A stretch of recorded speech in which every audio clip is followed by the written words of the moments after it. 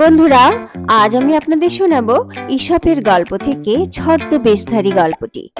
একদিন এক অতি চালাক নেকড়ে ঠিক করলো, আমি ছদ্মবেশ ধারণ করে নিজের চেহারাটা পাল্টে ফেলবো, তাহলে আমার আর খাদ্যের ভাবনা থাকবে না।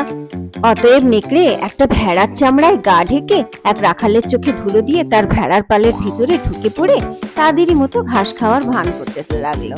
ক্রমে সন্ধ্যা হয়ে এলো। রাখাল তার ভেড়ার পালকে তাড়িয়ে এনে খোঁয়াড়ে পড়লো। এদিকে হয়েছে কি, সেদিন রাখালের বাড়িতে কয়েকজন অতিথি এসেছিল। অতএব মাংসের প্রয়োজন হয়, একটা ভেড়া জবাই করার দরকার হলো। তাই একটা ভেড়াকে রাখাল খোঁয়াড়ের বাইরে আলাদা করে বেঁধে রাখলো। ভেড়াটাকে কিছু খেতেও দিল না। দুর্ভাগ্যবশত সেই ভেড়াটা আসল ভেড়া ছিল না, সেটা ছিল আসলে ছদ্মবেশধারী নেকড়ে। অতএব রাতে যথাসময়ে তাকেই জবাই হতে হলো। এই গল্প থেকে আমরা শিখলাম, ঠকাতে গেলে অনেক সময় নিজেই ঠকতে হয়।